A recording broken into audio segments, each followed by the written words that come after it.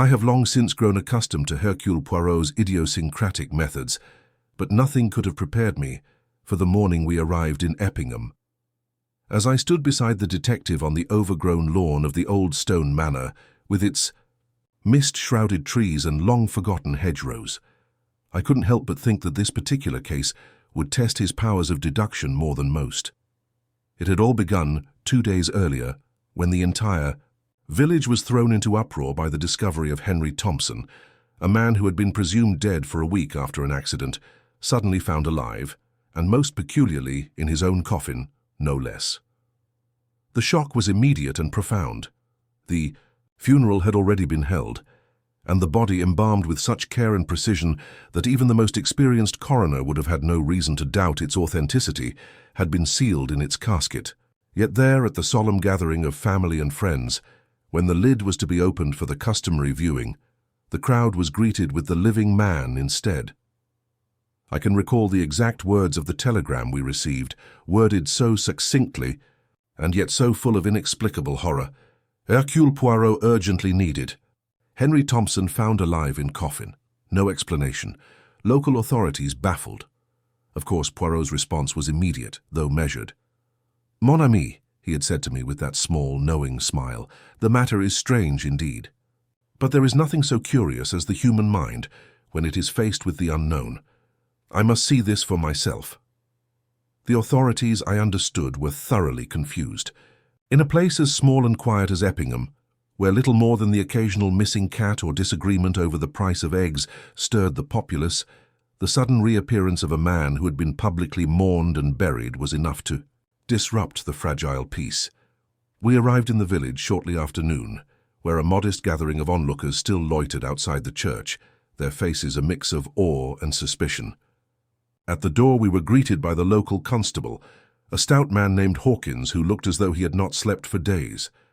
"I must apologize for the distress, sir," he said, looking somewhat flustered. "But we're at a complete loss here. The whole thing, it's just impossible." Poirot's expression remained calm, but his eyes, sharp and calculating, had already begun to take in every detail. He nodded gently. "I understand, mon cher. Let us see for ourselves." We made our way inside the small church, the air thick with the scent of flowers and incense, and found a scene that seemed more fitting for a Gothic novel than real life. The coffin, still draped in mourning cloth, sat at the front of the altar, its lid slightly ajar. A few mourners had gathered at the back, whispering among themselves in hushed tones, their eyes occasionally darting nervously toward the strange object. Poirot, ever the picture of composure, approached the coffin with an air of intense focus. "A curious matter," he muttered under his breath. He placed his hands neatly in front of him, as though poised to perform some delicate examination. His sharp eyes took in every detail, from the arrangement of the flowers to the expressions on the faces of those who had attended the funeral. I watched in silence, my mind still struggling to grasp the full implications of the situation. How could this be? How could a man who had been embalmed, declared dead and buried somehow reappear, alive and very much so? "Mon ami," Poirot said, turning to me with that slight twinkle in his eye. "It is a puzzle, n'est-ce pas? But let first observe. The answers lie in the details, as always." I nodded. Though my mind was still far from grasping what Poirot had seen, the body was unmistakably Henry Thompson. That much was clear.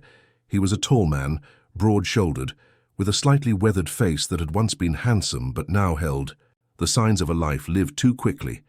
The embalming had been done expertly, so expertly, in fact, that there was not a single mark on his skin to suggest anything untoward. His hands rested calmly across his chest, and yet, as I peered closer, I noticed something peculiar. His left hand seemed too stiff, the fingers almost unnaturally rigid, as though they had been set in that position intentionally, not by the natural process of embalming. Poirot caught the look on my face. "You see, Hastings, it is this attention to detail that makes all the difference." He turned to Hawkins, who was standing nervously in the doorway. "Tell me, Constable, where is Mr. Thompson's wife, Clara?" "She's in the back, sir. She's been very distressed, understandably. We've not been able to speak to her properly yet. She keeps saying it's a miracle, but—" Hawkins trailed off, clearly uncomfortable. Poirot nodded thoughtfully. Yes, yes, a miracle indeed. But miracles, you will find, are often the result of very human hands at work. We were then led to a small room at the back of the church, where Clara Thompson sat, her face pale and drawn. She had the look of someone who had not slept in days. Her eyes rimmed with red, but there was an odd sense of composure in her manner, as though she had already accepted this impossible reality. "Madame Thompson," Poirot began, his voice calm but probing.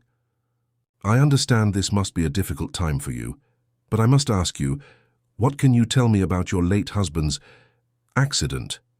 Clara hesitated, glancing briefly at Hawkins before speaking.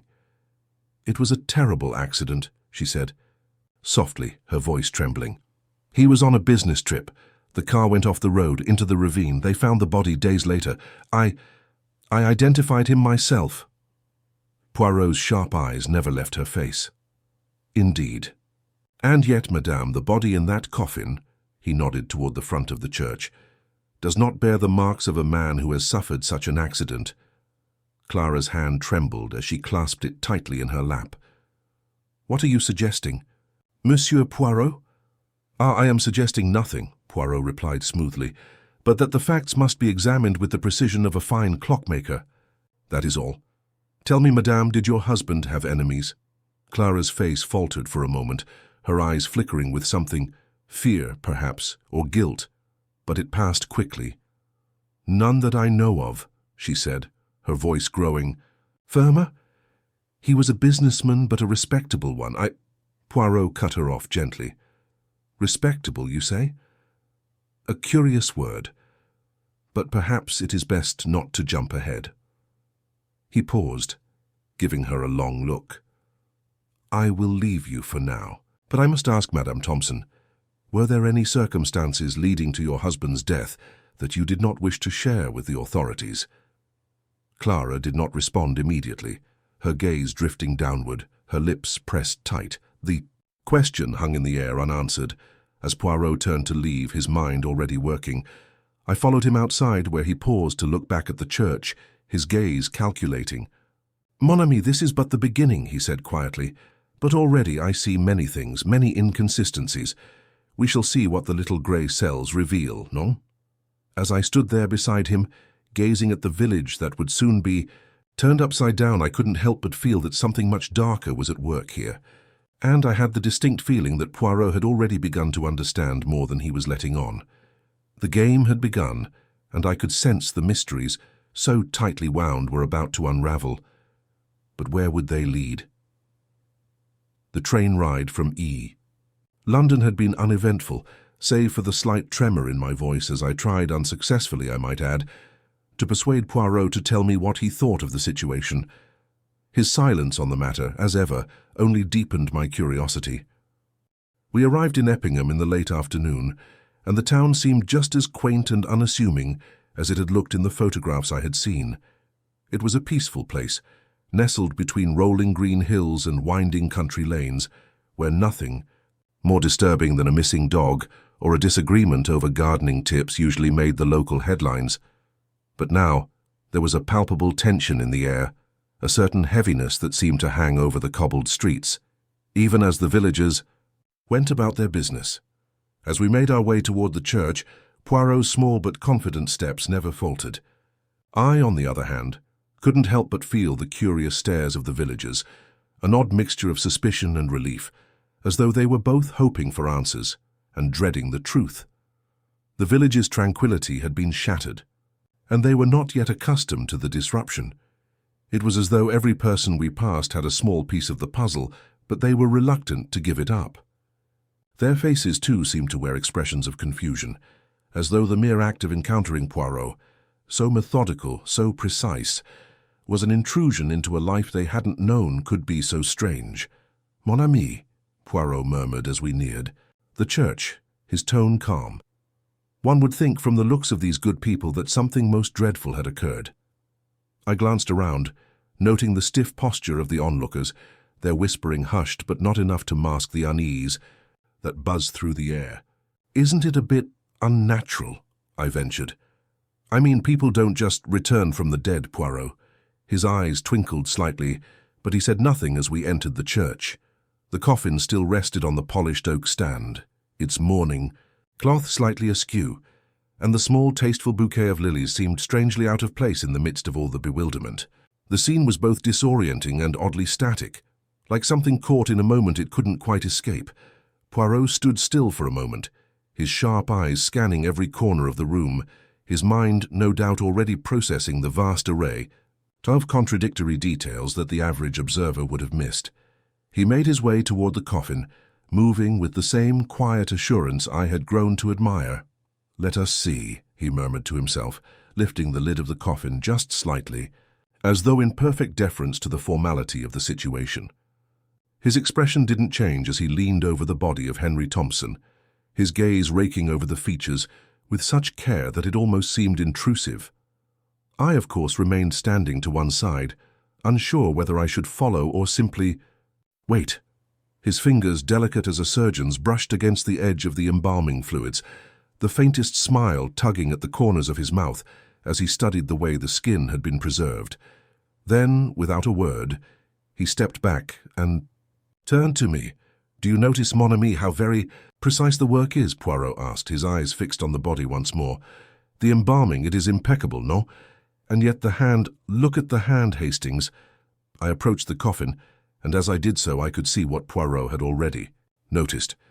Thompson's left hand was held stiffly in place, the fingers curled unnaturally, almost as though they had been deliberately set into that position. "A curious thing," Poirot murmured. "You see, Hastings, when a body is embalmed, the process, while thorough, does not always hold such perfect precision in the hands. The natural rigor mortis, it does not last forever. It is very strange for a hand to remain so rigid, after so many days." I stared at the hand, trying to reconcile the sight with the narrative I had been told. The man had been dead for a week, but the signs of decay seemed too controlled, as though his body had been treated in such a way that it could remain flawless. It was almost as if Henry Thompson hadn't died by accident at all. "There is more," Poirot said quietly, as if speaking to himself. "The body has been placed in the coffin, as if to suggest a finality, a careful positioning. Look at the legs. Notice how they rest. There is something almost too deliberate about the arrangement. Do you not agree, Hastings?" I glanced at the legs. They were extended neatly, folded in a manner so perfect that it struck me as odd. The slightest shift in position would have suggested a more natural state, but this body seemed as though it had been arranged with great care. "The positioning is just so unnatural," I said slowly. "Do you think—" "I think we must be very careful with what we assume, my friend," Poirot replied, cutting me off. "In this case, there is no such thing as natural. What happened to this man is no accident. We have much to learn from the details." He turned from the coffin, his gaze falling on the mourners who had gathered in the church.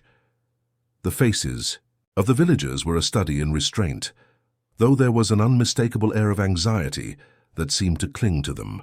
The whispers had grown louder as Poirot's presence made its impact, and I could see that several of them were watching us intently, their eyes darting nervously. "Everyone here, Hastings," Poirot murmured. "They are hiding something. It is as plain as the day. And yet—" He paused, his eyes flicking back to the coffin once more. "Not all things are as they seem." We turned to leave, and I caught sight of a small group of villagers clustered near the back of the church. Among them, a few faces stood out. Clara Thompson, still pale but now with a look of sharp defiance.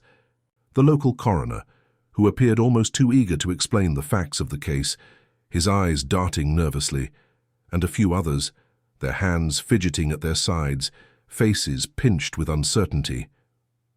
Poirot was quiet as we exited the church, but his mind was clearly working in overdrive. His eyes narrowed as we passed the congregation, his gaze flicking from one face to the next. Then, with a slight shift in his step, he muttered, almost to himself, "I must speak with Madame Thompson. Once again, there is something she is not telling us." I followed him without question, my thoughts racing, though my gut told me that the case was far from clear. There were too many contradictions, too many oddities, And one thing, above all, lingered in my mind. The hand. The next morning dawned, cool and grey, and Poirot seemed as always impervious to the damp chill that clung to the town. He had risen early, as was his habit, and while I indulged in a cup of tea, he set about reviewing the details once more, his mind a whirlwind of quiet analysis. "It is curious, mon ami," he said, pacing the room, "how a single detail can remain at the edge of one's consciousness, yet reveal itself in the most unexpected manner. The hand, Hastings, the hand remains key." I nodded, still feeling unsettled by the image of Henry Thompson's embalmed body, his hand so unnaturally positioned. Yet Poirot's words only made me more certain that this was no ordinary case. And so our first course of action was set, interviews with those closest to the deceased. We made our way to the Thompson residence shortly after breakfast, where Clara Thompson, the widow, had graciously agreed to meet us. The house was a neat, but somewhat austere affair, its interior decorated in shades of grey and navy, a reflection perhaps of the sadness that had engulfed it since her husband's passing. Clara was seated in the drawing-room, her posture perfectly composed, but there was an edge to her smile, a tightness around her eyes that did not quite match her soft words. "Detective Poirot," she said, her voice trembling ever so slightly as she stood to greet him. "I am so grateful that you have come to Eppingham. Henry's death, I still cannot quite believe it."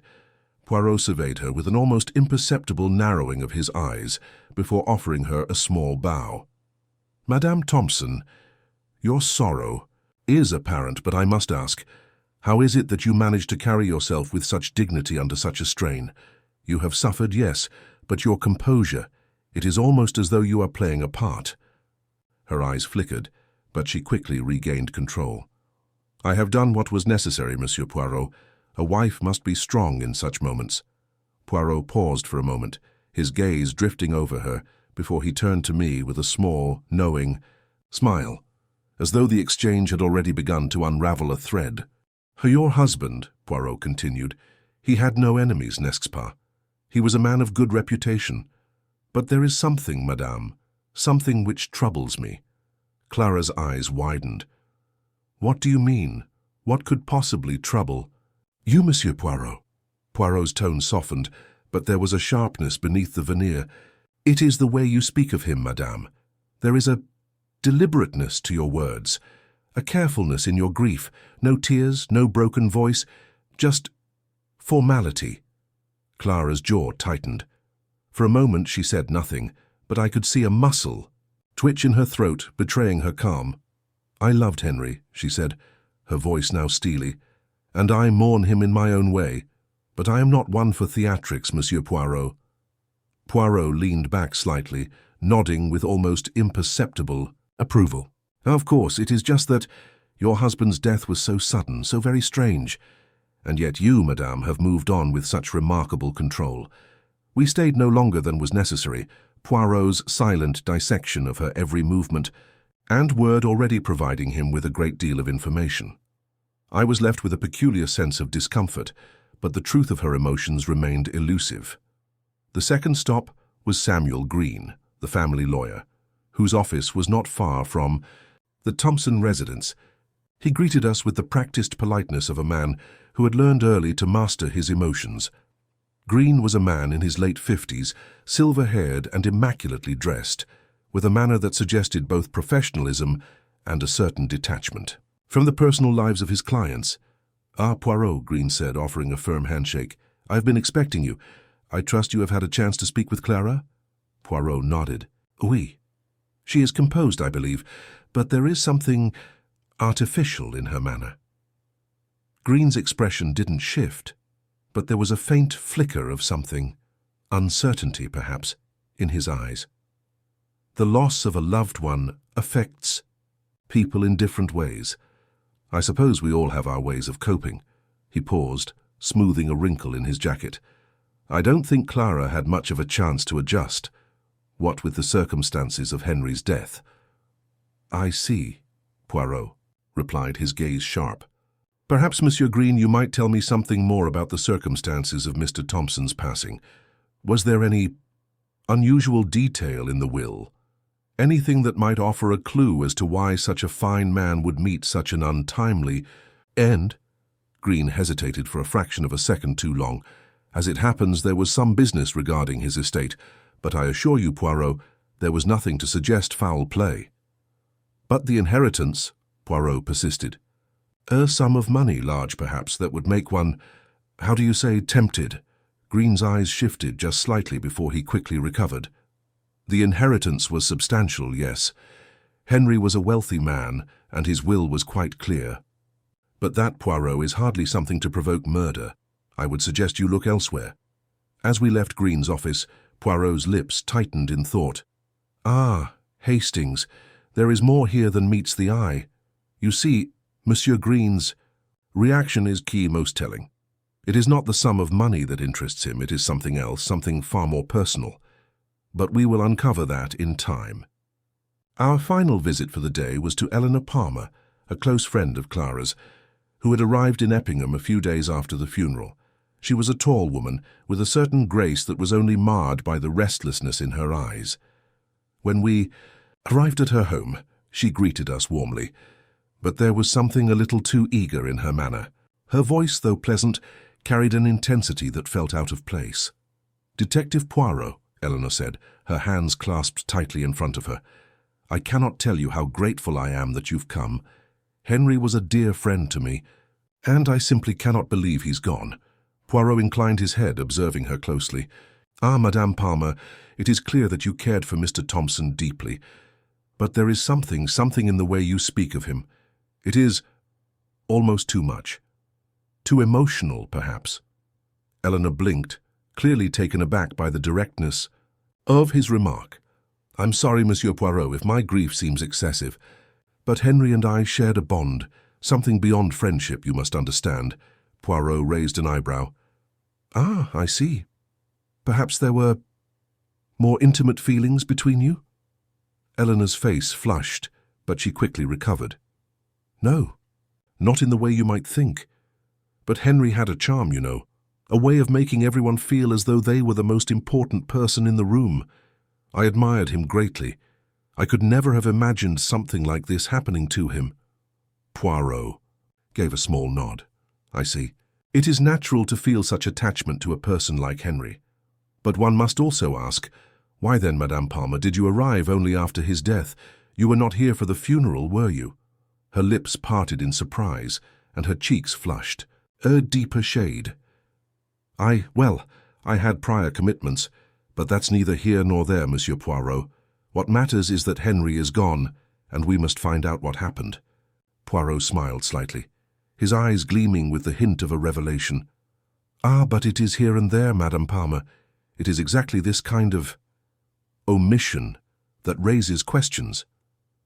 As we left her home, Poirot was unusually quiet, his mind clearly working at full speed. "Hastings," he said, his voice low, "this web we are spinning, it is growing tangled, but do not be misled by the appearance of things. There is a key in the emotions of these people, and I intend to find it." We returned to the hotel, with more questions than answers, but one thing was clear. The death of Henry Thompson was no simple matter, and the threads of the mystery were beginning to tighten. The day was overcast, the air thick with the smell of rain that had yet to fall.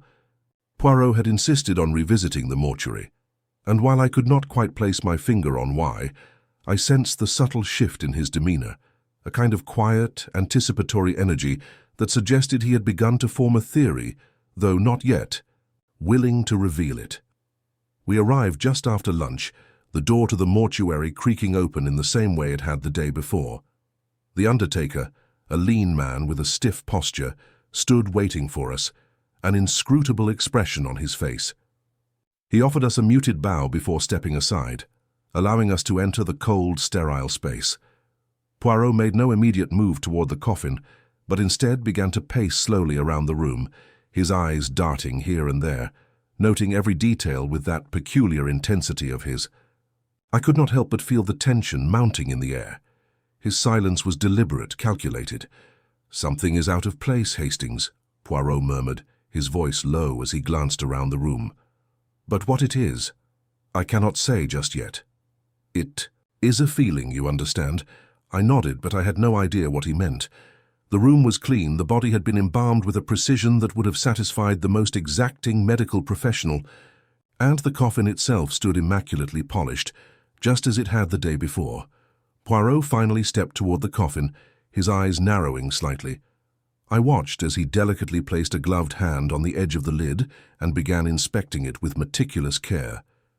His fingers traced the wood slowly, almost reverently, as though feeling for something hidden beneath the surface. A few moments passed before Poirot stopped abruptly, his eyes snapping to something near the bottom of the coffin. He leaned forward, slightly, inspecting the lid with more concentration. "Hastings, come here," he said quietly, and I hurried over to where he stood. There at the base of the coffin, just beneath the intricate carving, was a small scratch. It was so faint that at first glance it might have been overlooked, a mere imperfection in the wood. But Poirot's eyes were sharp, and his lips thinned, as he inspected the mark closely.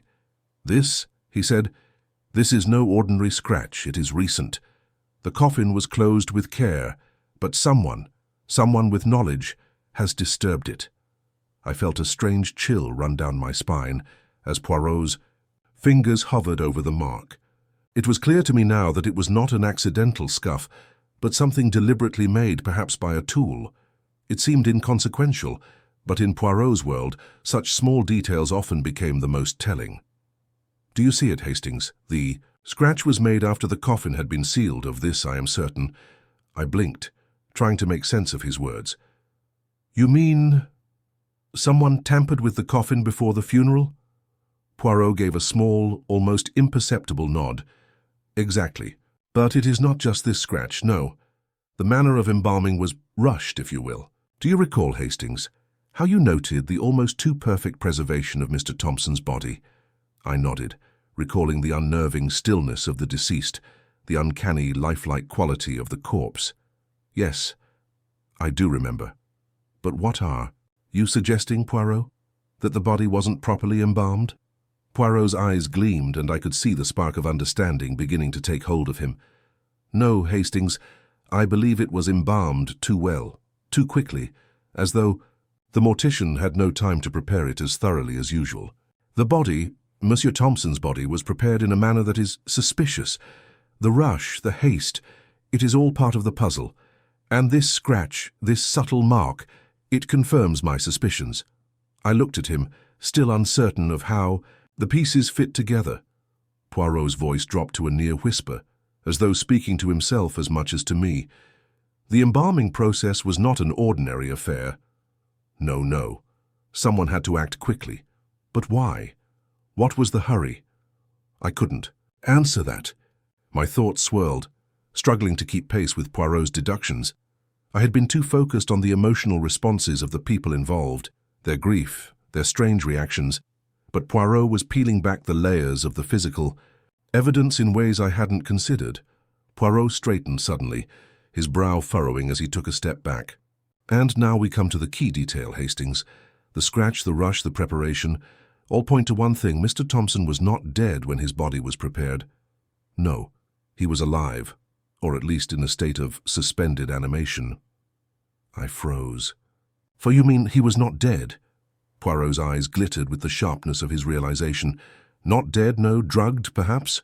Or perhaps something more exotic, a state between life and death, but alive, nonetheless. But why? Why would someone do this?" I asked, my voice rising slightly in disbelief. Poirot's gaze drifted back to the scratch on the coffin lid. "That, my friend, is the next question. But this mark, this subtle disturbance, tells me that someone in the mortuary, or involved in the funeral, knew the truth. And they were not ready to let it be known. I could sense the gravity of the situation settling on me, the walls of the mystery beginning to close in. What had begun as an odd, unsettling occurrence had now blossomed into a far more sinister and complicated puzzle. "Poirot," I began, my voice tentative, "you mean to say that someone deliberately drugged Thompson? But why? And who would have such knowledge?" Poirot's lips curled into a small, confident smile. "Ah, mon ami, That is where the true investigation begins. We must ask the right questions and look beyond the obvious. This was no accident. No unfortunate death. This was a plan, a scheme, and the one who enacted it has yet to reveal themselves. As we left the mortuary, I felt a cold unease settling over me, a sense that we were just beginning to scrape the surface of a much darker truth. Poirot's mind was already racing ahead, weaving together threads I had not yet even noticed. But one thing was certain now. Henry Thompson's death was no simple tragedy. It was the beginning of something far more complex, and we had only just uncovered the first key clue. As I glanced at Poirot, I saw a subtle shift in his demeanor. His eyes, though calm, were calculating, as if he had already anticipated the next move. And I had no doubt that we were heading into deeper waters, where the truth was far more elusive than I had first imagined. But one thing was clear: someone had drugged Henry Thompson, and that secret was something only a few people knew. The question was, who and why? The rain had begun in earnest by the time we left the mortuary, a soft, steady drizzle that blurred the edges of the world, adding to the oppressive weight that hung in the air. Poirot's mind was already turning over the puzzle with his usual quiet intensity. His sharp gaze, however, lingered on the road ahead, as if weighing the next step. "It is clear, Hastings," Poirot said after a long pause, his voice low but firm, "that the circumstances of Mr. Thompson's death are only part of the story. There are other matters at play here, matters of money, jealousy, and, how shall I say, unspoken truths." I nodded, though I still found myself lost in the complexities of what we had uncovered so far. Thompson's death was no accident. That much was clear, and the more I reflected on the peculiarities of the case, the more I realized how much had been hidden beneath the surface. It seemed that each suspect held a secret, and those secrets, Poirot believed, were the key to unlocking the mystery. We started with Clara Thompson, the widow. She had seemed genuinely grief-stricken, but as Poirot often reminded me, emotion could be a finely honed performance for those with something to hide. We made our way to the parlor where she was waiting, her delicate hands folded neatly in her lap, as she sat in the same chair where we had first met her. "Madame," Poirot began, his voice soft yet commanding, "we must speak of certain matters, if you will permit me." She nodded, though her eyes remained cautious as though bracing for something. I had the sense that she had already guessed why we had returned. "Of course," she said, her voice trembling slightly, but whether from grief or something else, I could not say. "What do you wish to know?" Poirot took a slow step toward her, his eyes narrowing as he scrutinized her face, the lines of her expression. "I understand, madame, that your late husband had financial difficulties. This must have been a great concern, yes, sir." Clara's eyes darted to the side, and her hands tightened in her lap. She quickly recovered, though, and smiled thinly. "Yes, Henry was in trouble, but he never spoke of it in detail. He kept such matters to himself. I only knew that he had been struggling with business investments, particularly something involving land. But I was never fully aware of the extent." Poirot's gaze deepened. "Not fully aware, but you must have suspected something, madame. Your husband's behavior, was it unusual in the weeks leading up to his death?" Clara's expression faltered just slightly. "Henry was more distant. He often spoke of new ventures, but I don't think he was entirely truthful with me. He was a proud man. He would never admit to failure." Poirot nodded thoughtfully, not pressing further. There was something in her tone, a small quiver of truth beneath the veneer of calm, but it was not yet enough to make any decisive claims. We left Clara's presence without another word, Poirot's mind evidently racing with the new information. As we walked to the next house, the lawyer Samuel Green's, Poirot remained silent, as if composing his next questions in the theatre of his mind. Samuel, when he answered the door, looked as composed as always, his suit perfectly pressed, his glasses gleaming in the dim light. He was a man who knew how to present himself to the world, and his careful demeanor was as much a mask as anything. "Kells? Poirot Hastings," Samuel greeted us with an almost imperceptible smile. "I had hoped we would speak again." Poirot wasted no time. "Monsieur Green, you were, I understand, quite close to Mr. Thompson in recent months. He confided in you, yes? About his difficulties." Samuel's jaw tightened, and for a moment he appeared to struggle with his thoughts. Henry was, yes, he was struggling. He confided in me about a failed business deal, some land investment that went awry. He had been promised a large sum, but the deal fell through. And this, Monsieur Green, this was why he was desperate? Poirot's tone was even, but I could sense the subtle pressure building in his words. Samuel hesitated, his fingers adjusting the cuff of his sleeve as if uncomfortable. I would not say desperate, Poirot. Henry was a man of pride. He never admitted defeat, not even in the face of ruin. Poirot's gaze never wavered. But you told him, did you not, that he could trust you? That you would keep his confidence? Samuel's eyes flickered for the briefest of moments, but it was enough. I did. But I promised him. I promised I would not speak of the details. It was a delicate matter. Poirot's eyes gleamed, his suspicion only growing. A delicate matter indeed. But, Monsieur Green, tell me this. Why would a man so proud keep such a secret from his wife? From those closest to him. Samuel stiffened, and I caught the faintest shift in his expression. There are things that are better left unsaid. Poirot nodded as if accepting his words, but the faintest trace of a smile tugged at the corner of his lips. I see.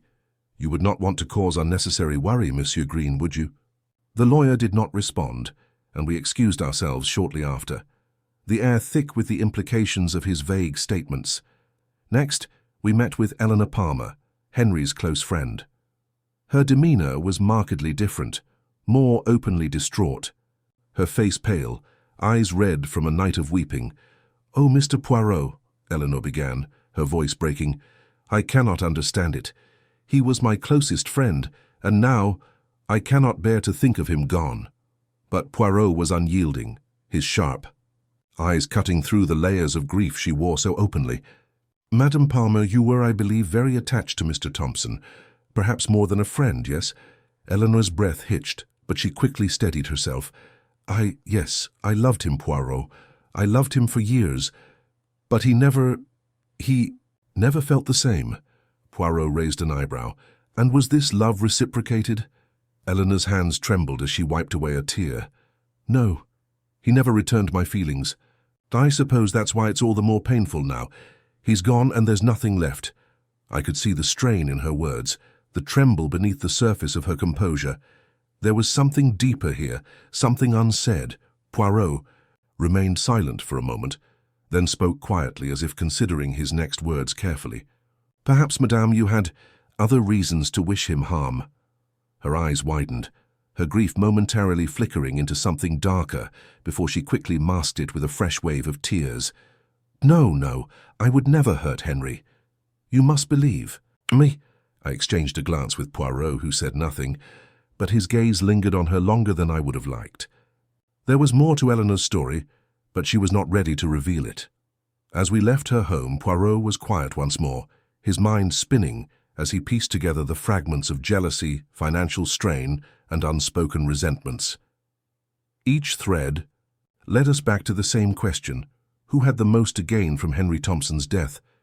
And with that thought, Poirot's silence seemed to deepen. I could almost hear the puzzle clicking into place, one more piece about to fall into the exact spot where it belonged. But we were not there yet. Not by a long shot. The following days seemed to drag, each one stretching longer than the last, as Poirot continued his careful investigation. The pieces of the puzzle were coming together, yes, but they still lacked the clarity that Poirot so easily found in his mind's eye.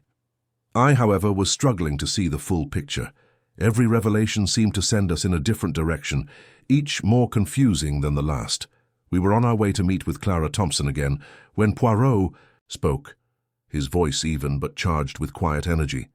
"Hastings," he began, "it is clear to me now that we are dealing not only with a death, but with the complexity of human emotions. Jealousy, fear, and yes, a touch of love, twisted by circumstance." I nodded, though I wasn't sure whether I entirely understood him. Each piece seemed to contradict the last. I was beginning to feel as though we were trapped in an elaborate dance of misdirection, where every answer led to two new questions. Today, we shall examine further the heart of the matter, Poirot continued, his eyes glittering with a quiet intensity. "There is more to this than mere financial troubles or a lost love." As we reached the door of Clara's home, Poirot's calm manner remained unchanged, but I could sense a heightened anticipation. He had uncovered something new that would, he hoped, illuminate the darkness surrounding Henry Thompson's death. Clara greeted us with the same guarded expression she had worn before, though today there was a subtle tension in her voice. "Mr. Poirot, Captain Hastings," she said, her words heavy with reluctance. "You've come to question me again." Poirot's response was as gentle as ever. "Madame, it is not a matter of questioning you, but of understanding. You see, there are complexities in this case. It is important that you too understand. What is at stake here?" She met his gaze briefly, then lowered her eyes as though she already understood. "I told you before, Mr. Poirot. I know no more than what I've told you." Poirot's next words were delivered with careful precision. "Madame, I understand there may have been distractions in your marriage, shall we say? A certain affair, perhaps." The words seemed to hang in the air, and I saw Clara stiffen almost imperceptibly. A flicker of something, guilt, fear, crossed her face before she quickly masked it with a smile. "What are you suggesting, Mr. Poirot?" "I suggest that your late husband was not the only one with secrets, madame," Poirot replied smoothly, his gaze never leaving hers. "I have heard from a most reliable source that there was more than mere friendship between you and Monsieur Green." Her reaction was immediate, her hand trembling as it clutched the back of her chair. "That's not... I... She paused, then exhaled slowly, as though trying to compose herself. "Yes, there was an affair, but it ended. Long before Henry died. You must understand, Mr. Poirot, that it was a mistake, something I regret deeply." Poirot's eyes sharpened. "A mistake, you say? And yet, madame, I am inclined to believe that your regret may have come too late. Perhaps your husband's death provided the perfect cover for a much more dangerous game." Clara's expression faltered, and for a moment she seemed unable to speak. Finally she straightened, her eyes defiant. "No, Mr. Poirot, Henry was the one who had the problem, not me. I was trying to fix things when he..." Her voice trailed off, and for the first time she seemed to be at a loss for words. Poirot took a deliberate step closer. "And did Monsieur Green know of your regrets, madame? Or did he think the situation was more, shall we say, ongoing?" Clara flinched at the suggestion, but she quickly shook her head. "Samuel knew nothing. I ended it, and that was that. We were both simply trying to survive Henry's increasingly erratic behavior." Poirot's lips tightened, but he said nothing further on the matter. There was much left unsaid, but it was not yet time to press Clara further. We left her house with little more than the confirmation of what we already suspected: a relationship, a regret, and a marriage that had suffered from both. But something about Clara's response lingered in my mind. She had been too quick to distance herself from Samuel, and yet the air had been thick with a tension between them, something more than mere history. Poirot, however, seemed already a step ahead. As we walked to the car, he turned to me, his expression pensive. "I wonder," he mused, "if it is truly so simple.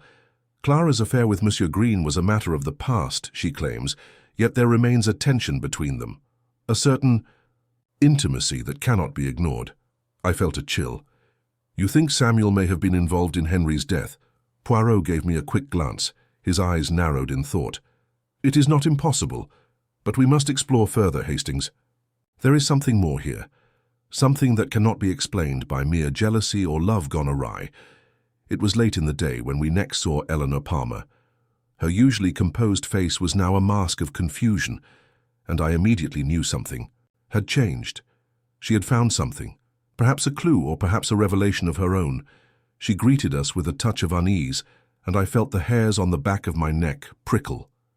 "Mr. Poirot, Captain Hastings," she began, her voice trembling slightly, "I found something. A letter from Henry to me, or so I thought." Poirot's eyes sharpened, and he stepped closer. "A letter, madame, a letter from Monsieur Thompson?" Eleanor nodded, her hand clutching the letter tightly.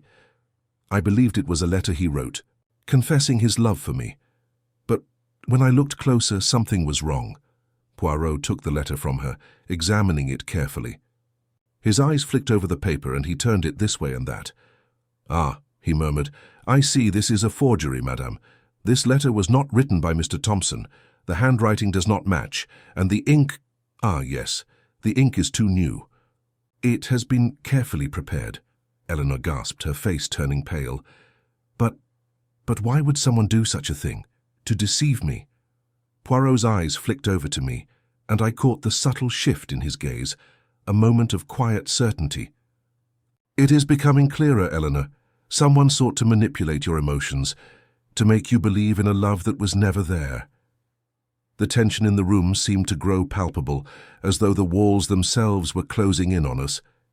Poirot's quiet conclusion hung in the air, and I realized that everything I had believed up until now was about to change.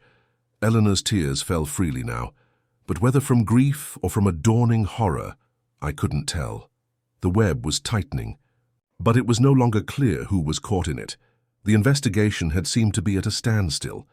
Each conversation brought forth more questions than answers, and I was beginning to feel a growing sense of unease. The motley collection of emotions, guilt, fear, and sorrow, tangled around us, clouding the clarity Poirot usually exuded. Yet, beneath the surface of his collected demeanor, I knew something was stirring. The case was far from finished. Poirot was simply waiting for the right moment to unravel it all. It was during one of our more casual meetings with Samuel Green, who had insisted on being available for further questioning, that Poirot's sharp eyes caught something odd, an unfamiliar, subtle detail in Samuel's behavior. Samuel was as composed as ever, though his eyes occasionally darted toward the door, betraying a hint of nervousness. But it wasn't his nerves that had caught Poirot's attention. It was the faintest flicker of recognition in his gaze, a look that lingered when he spoke of Henry. I saw Poirot's lips tighten, and I knew instantly that he had seen it too. A clue had fallen into place. Poirot did not make a move immediately, but I noticed how carefully he chose his words. "You have spoken of Henry Thompson, Monsieur Green," Poirot began, his tone mild. "But I am wondering, have you known him all your life?" Samuel blinked, clearly thrown off guard. "What do you mean, Poirot?" The question was casual, but Poirot's eyes were intent, never straying from Samuel's face. "You speak of him as though you were familiar with his character, his habits. But tell me, what of his family? You are, after all, rather close, n'est-ce pas?" For a brief moment Samuel's composure faltered. The smile on his face was thin, and his shoulders stiffened before he replied. "Henry was family, yes. Close enough, you could say, but not in the way you mean." Poirot leaned forward ever so slightly, his voice soft. "Ah, not in the way I mean. Then how do you mean, Monsieur Green?" The room seemed to hold its breath. Samuel shifted in his chair, his fingers twitching slightly, a small gesture that didn't escape Poirot's notice. There was something in that gesture, something he had not yet revealed. The silence stretched on, and then Samuel finally spoke, his voice low and resigned. "My real name is Sebastian Thompson." The revelation hung in the air like a thunderclap, shattering the carefully constructed story Samuel had woven. The room felt colder, as if the walls themselves had taken a step back to allow the enormity of this truth to settle in.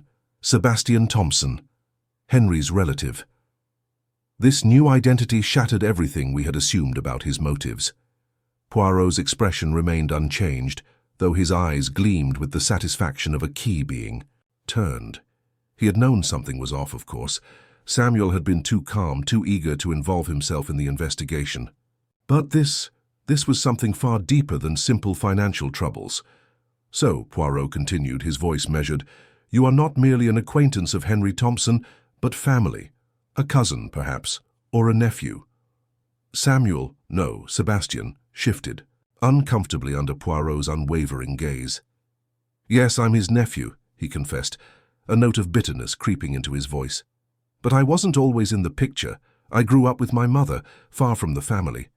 We had our own life, and Henry, he didn't think much of us." "Ah," Poirot said, leaning back in his chair, his fingers steepled. "So you were, how shall I say it, absent from Henry's life for some time. But what has brought you back now? Was it truly just business, or was there something else, something more personal? Sebastian's jaw clenched, and for a moment I thought he might not answer. But then he exhaled slowly, as if the weight of his own guilt had finally pushed him to confess. I came back for money, yes. But not just money. He glanced at Poirot as if weighing whether or not to continue. I came back to reclaim what I believed was mine, my birthright. Poirot's expression didn't change, but I saw the subtle shift in his eyes, the recognition that this was the key to the puzzle. Your birthright, Poirot repeated softly. But you do not speak of inheritance, of course. You speak of something far older, a claim to a position that was denied to you. Sebastian's shoulders slumped and he nodded, almost imperceptibly. Henry, he took everything. The family wealth, the name, all of it was his. I had nothing. My mother never received a penny from him. When I learned about his death, I thought it was my chance to finally take back what I deserved. I felt a chill run down my spine. The man sitting before us was no mere business partner or disgruntled acquaintance. He was a blood relative with a deep, festering resentment toward Henry, a man who had felt betrayed by his own family. But even so, this still didn't explain the death. Why would someone so desperate for wealth risk everything for one man's life? Poirot, however, did not press Sebastian further. Instead, he took a step back, his gaze wandering as though he were mulling over the implications of the confession. Fascinating, Poirot murmured, his mind already working through the puzzle. But there is more, is there not? There is always more. I believe there is something hidden in the past that ties all of this together, something that links you to your late uncle in ways we have not yet explored. I could feel the tension in the room as Sebastian's eyes flickered with uncertainty. What do you mean? He asked, his voice tight. Poirot's answer came not with words but with a simple gesture. A letter he had found among Henry's personal papers, one that had yet to be discussed. Here, Poirot said, holding up a yellowed envelope. This letter, Monsieur Thompson, was addressed to a mysterious person, someone who seemed to be, how shall I say it, of great importance to Henry. The question, my friend, is not only who that person is, but also why your uncle was so secretive about them. This, I believe, will provide the final piece of the puzzle. Sebastian's face paled and his fingers clenched. He looked as though he might speak, but his voice failed him. Poirot placed the letter gently in front of him. Why don't you read it? Poirot suggested softly. Perhaps it will answer some of your questions. Sebastian reached for the letter, his hands trembling. As he opened it, I saw the faintest flicker of something, fear, in his eyes. This was the moment of truth, and I could feel the air in the room thickening with suspense. The game, it seemed, was only just beginning. The tension in the room was palpable as I watched Poirot's gaze shift from the letter to Samuel. The young man, Sebastian rather, had barely touched the letter, his hand still poised in mid-air, trembling ever so slightly. It was as though the weight of his own secret had suddenly crushed him under its enormity. Poirot was quiet for a moment, his mind working at an impossible speed, piecing the fragmented clues together. But then, as if a shift in the air had alerted him to something more pressing, his attention seemed to snap to a different corner of the room. I followed his line of sight, but there was nothing new, nothing that would have prompted such a reaction from the great detective. Then, as if he had made some mental leap, Poirot rose from his chair, a look of determination on his face. I must speak with the others. You, Hastings, stay here. Keep an eye on this room. The sudden intensity in his voice caught me off guard. There was something about the way he moved that suggested we were on the verge of a breakthrough, yet the final piece of the puzzle had not yet fallen into place. I nodded, though I felt a nervous flutter in my chest. I knew better than to question Poirot when he got like this. If he was confident there was something more to the investigation than I had yet seen. He left the room quickly, and I turned my attention back to the photograph on the table, the one that had come from Samuel's, or rather Sebastian's belongings. The image was aged, slightly curled at the edges. It was a picture of Henry Thompson, unmistakably, though the woman with him was unfamiliar. She was not Clara. She had an elegant but somewhat mysterious presence, her features delicate yet hardened by time. I stared at her face, unable to shake the sense of something more lurking beneath that image. Why would Sebastian keep such a photograph hidden? What part of Henry's life had he not told us about? And most importantly, what was her role in all of this? I turned the photo over carefully, and there, written in the same fine hand as Henry's correspondence, was a name: Margaret Darnell. The name meant nothing to me, but I felt the stirrings of an answer. Perhaps the last piece in the complex jigsaw puzzle Poirot had been assembling so masterfully. But before I could delve deeper, I heard the sound of hurried footsteps in the hallway, and then the door to the study opened with a force that made me jump. Poirot stood in the doorway, his brow furrowed in the way it always did when he was on the scent of something significant. "Hastings," he said, his voice terse. "We must act quickly. Samuel has disappeared." The words took a moment to register in my mind. "Disappeared? What do you mean?" "He is gone, Hastings. His room is empty, his luggage hastily packed. He left in a hurry, and I believe it was to avoid the inevitable confrontation that is coming for him." Poirot's eyes flashed with a dangerous gleam. "He knows we are on the verge of discovering something far more profound than he had anticipated." I felt my stomach churn. But why would he leave now? We were just getting closer. That is precisely why he left. He is afraid. And now we are left with only one thing: what he left behind. Poirot's voice dropped slightly, and I knew there was something crucial we had missed. I rushed to my feet, suddenly aware of the urgency in the air. Poirot led me swiftly to the guest room where Sebastian, had been staying. The door was ajar, the room disheveled, clothes tossed carelessly onto the bed. I noticed that the suitcase by the door was half-packed, its contents flung hastily inside as though the occupant was leaving in the dead of night without a moment's thought. But it was not the packing that caught Poirot's eye. It was what lay beneath the pile of clothes. A small leather-bound case, barely noticeable but enough to set Poirot's sharp eyes alight. He opened it without hesitation, revealing a collection of papers, ledgers, notes, and a stack of photographs.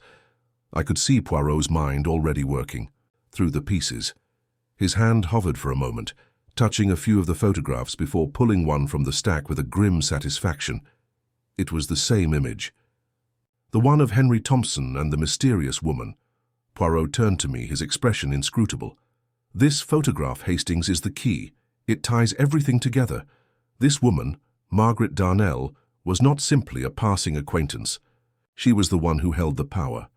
The words hit me like a punch to the stomach, but I did not understand. But why would Sebastian keep this secret? Poirot's eyes narrowed, his lips pressing together in a hard line. "Because it was not just Henry's wealth he sought, Hastings. It was control over the legacy Henry left behind. Margaret Darnell, she was the woman who loved Henry, and who was in love with the idea of power. She wanted everything, and Henry, in his own way, had promised it to her. But he broke that promise." I felt a chill run through me as the enormity of Poirot's deduction settled in. Margaret Darnell was Henry's lover, then? Poirot nodded slowly. She was. But more importantly, Hastings, she was the one Henry feared, the one he betrayed. And now I believe Sebastian, was trying to carry out her wishes. He was the one who would reclaim what he believed had been denied to him. "But why kill Henry?" I asked, my mind struggling to keep up with the intricacies of Poirot's theory. Poirot's gaze darkened. "Because Henry was about to expose Margaret's role in his life, the secrets they shared, the promises he had broken, and Samuel, afraid of losing the inheritance he had just gained, acted to protect not only himself, but the legacy of a woman who might have been the true architect of Henry's downfall." A shiver of realization crept over me. But if Sebastian fled, then he must have realized the trap was closing in. He wasn't working alone, was he? Poirot's eyes gleamed with the answer I had been searching for. No, Hastings, he wasn't. And now with the photograph we have only one thing left to uncover, the true identity of Margaret Darnell. As Poirot spoke those words, I understood at last. The investigation had taken us to this very point, and now we had the final piece of the puzzle. Margaret Darnell was the linchpin, and it was only a matter of time before the full truth came to light. But one thing was certain: the net was tightening. The killer would soon be revealed, and it would be up to Poirot to make the final move. That-the-tall. Room was heavy with tension as Poirot stood in the center, his back straight, his hands clasped behind him. The remaining suspects were gathered before him, each one casting furtive glances at the others. I could sense the undercurrent of nervous energy that seemed to permeate the air. Even the slightest twitch or nervous breath could betray them now. The moment of revelation was upon us, and though the end of this investigation had been nearing, I could not help but feel the weight of it pressing down on my chest. Everyone had a part to play in this drama, but only one person had orchestrated it all from the shadows. Poirot, as always, seemed unruffled. His sharp eyes flicked between each person as though silently measuring them, weighing their guilt. He began, his voice calm but steady. "Ladies and gentlemen, I trust you have all been waiting for this moment, the moment where the veil of mystery is lifted and the truth is revealed." Eleanor shifted uncomfortably in her seat, her eyes avoiding the gaze of the others. Clara, who had once seemed a woman with nothing to hide, now looked defensive, her lips pursed tightly. Sebastian, was the only one whose face was a mask of composure, though I could see the faintest flicker of anxiety in his eyes. Poirot did not waste time. "Let us begin with the most obvious question. Who stood to gain from Henry Thompson's death? Who had the most to gain from a tragedy that might have been easily staged?" Clara straightened in her seat, her voice sharp. "You know full well, Poirot, that I have no claim to Henry's estate. I loved him, but not in that way. I never asked for wealth or anything of the sort." Poirot nodded slowly, acknowledging her outburst but not engaging with it. "Indeed, Mademoiselle Clara. But you must understand, emotions alone are not sufficient to motivate murder. The greater question is why, after all these years, Henry Thompson would be targeted in such a peculiar manner, a death staged to look like an accident, with so many attempts to divert suspicion." At that, Sebastian shifted. I could feel the change in the room, like the tightening of a noose. His face remained impassive, but there was something in his posture, in the way he clasped his hands together, that suggested he knew his time had come. Poirot's gaze sharpened. "And that brings us to the key. The photograph, gentlemen, the photograph of Henry Thompson and the woman he knew as Margaret Darnell." There was a collective gasp, and for a moment it seemed as though the room had become suffused with an electric charge. Eleanor's eyes widened, while Clara's face drained of color. Samuel clenched his fists, but it was too late. Poirot had already read him. "Yes," Poirot continued. "The photograph. The woman was not just a passing acquaintance, as many had assumed. No, she was far more. She was the woman who loved Henry, the one who believed she was entitled to everything he had." I glanced at the others, but no one spoke. I could see the flicker of recognition in their eyes. They knew, as I did, that Poirot was about to make the connection that would unravel everything. "But that was not all," Poirot said, his voice taking on an even more deliberate tone. "You see, this woman, Margaret Darnell, had a greater claim than you all realized. She was not merely a lover or a scorned woman, no. She was a person whom Henry feared, a person who had the means, the motive, and the opportunity to destroy him, and she was not alone in her plot." At this, Samuel's composure cracked for a moment. His lips parted as if to speak, but Poirot was already one step ahead. "You see, Samuel Green, no Sebastian Thompson, is not the man he claims to be. His true identity has been hidden for years. He is, in fact, Henry Thompson's long-lost brother." There was a collective stir at the revelation, and Sebastian stood abruptly, knocking his chair backward in the process.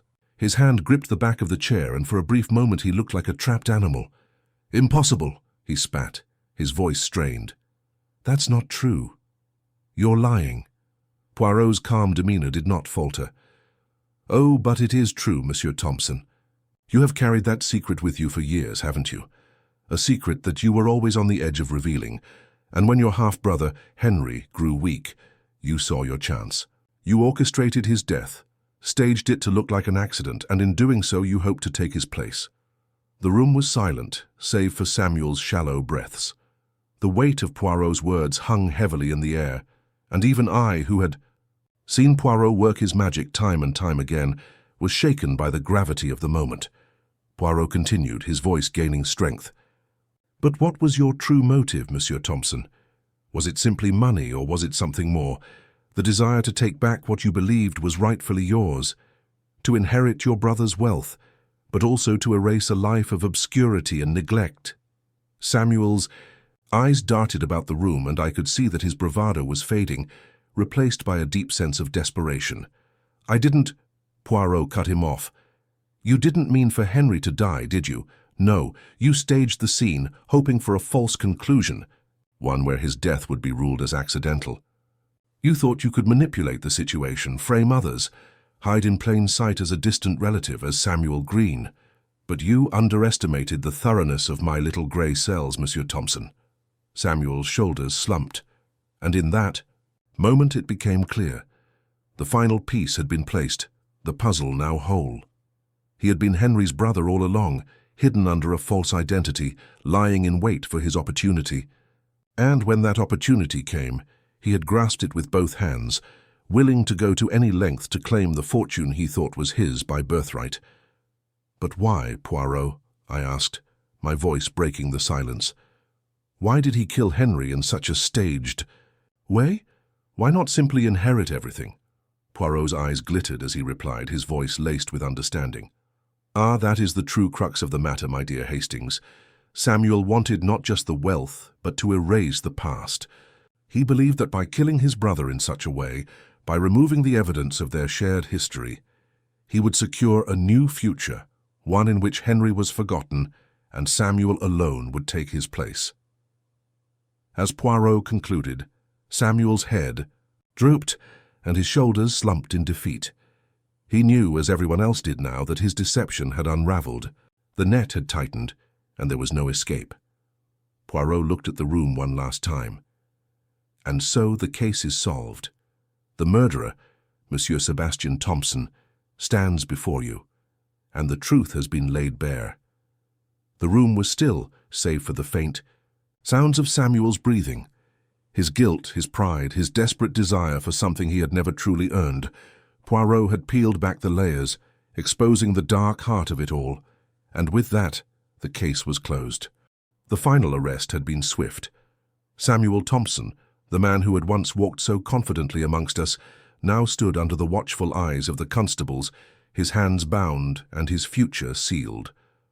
The village, so recently plagued by suspicion, was beginning to return to its usual calm. The once tense air seemed to loosen with each passing day, as the shadows of doubt were lifted. Life, as it often does after the storm, began to resume its natural rhythm. I watched as the villagers went about their business, whispering to one another as the news of Samuel's true identity spread. In a way, it was as though a great weight had been lifted from their shoulders. No longer were they trapped in the uncomfortable uncertainty of guilt. They could breathe again, sleep again, and move forward. As for Clara and Eleanor, I knew that the dark cloud of suspicion that had hung over them would soon fade, though it would not be without its scars. Poirot, for his part, seemed to take no satisfaction in the resolution of the case. He was, as calm as ever, seated in the corner of the small room where we had gathered to discuss the case. His fingers lightly tapped the edge of the chair as he stared out the window, a faraway look in his eyes. The sense of triumph that one might expect from the man who had untangled such a web of deceit was absent. Instead, there was only contemplation. "You see, Hastings," he said quietly, without turning to me, "in a case such as this, one must rely not only on what is seen but on what is not seen. The details that go unnoticed, the small inconsistencies in behavior, the things that do not add up. That is where the answer lies." I sat across from him, nursing a glass of water, still grappling with the full weight of the revelations. "But surely, Poirot," I said, "there was nothing ordinary about Samuel's actions. His entire plot seemed like something from a crime novel. So many layers, so many deceptions. It's hard to imagine how anyone could have missed it." Poirot's eyes shifted toward me and he smiled, though it was a thin, reflective smile. That, mon ami, is the greatest flaw in human nature. People assume that because something is complex, it must be beyond their understanding, but the truth is often simple, even in its complexity. We see what we want to see, and we ignore what we fear. In Samuel Thompson's case, the truth was hidden behind layers of falsehood, but it was still there. He leaned back in his chair, his gaze distant once more.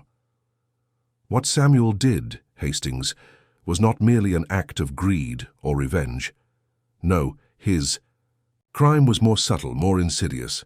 He believed that by erasing his brother, by taking his place, he could rewrite his own history, make himself into someone worthy of inheritance and respect. But he failed to understand one simple truth. History is never erased. It cannot be altered by murder or deceit, and in the end it was the past that caught up with him. I had learned over the course of many investigations to expect Poirot's reflections to be profound, but there was something particularly poignant about his words now. Perhaps it was the weight of the human cost, the lives touched by greed and pride, that gave his thoughts an added depth. I had long marveled at Poirot's mind, but today I found myself thinking more of the human emotions that had driven the crime in the first place. Fear, jealousy, and the desperate need to belong. Suppose, I said, lowering my voice as I reflected on his words, that in the end Samuel was his own worst enemy. He tried so hard to manipulate others, to erase the past, but in the process he sealed his own fate. Exactly, Hastings, Poirot replied. In his attempt to control the future, he underestimated the power of the past, and it was that underestimation that led to his undoing. There was a long pause as I allowed Poirot's words to sink in. It was then that I realized just how much more there was to this case than simply solving a murder. The complexities of human nature, the psychological depth of the criminals involved, had been every bit as important as the clues and the evidence.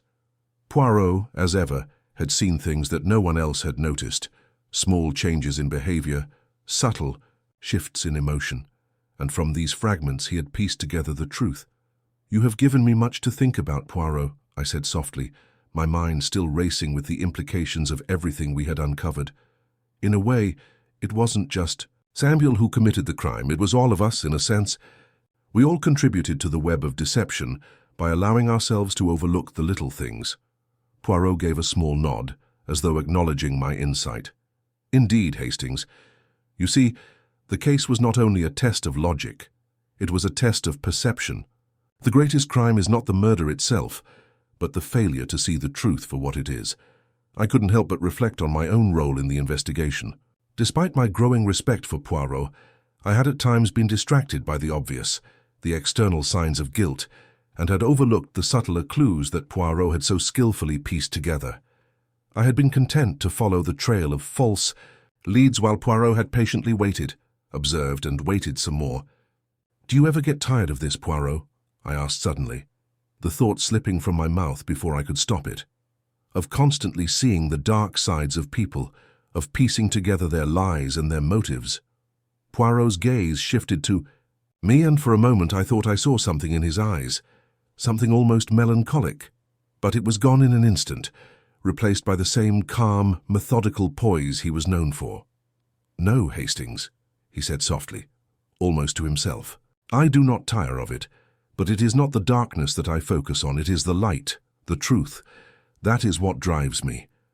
And though I see the imperfections, the darkness, I also see the potential for justice. That, my friend, is enough." And with that, the conversation ended.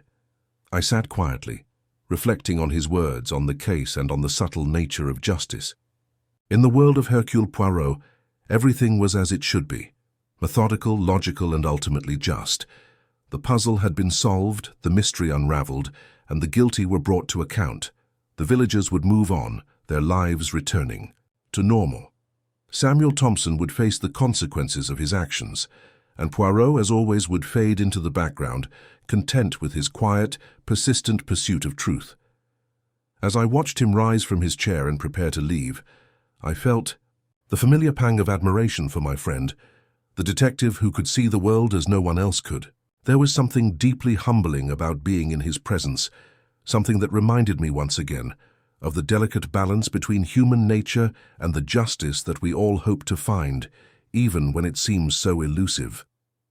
"Until next time, Hastings," Poirot said, his voice carrying that familiar, comforting cadence, and with that he was gone. leaving me with nothing but the echoes of his words and the silent reflection of a case well solved.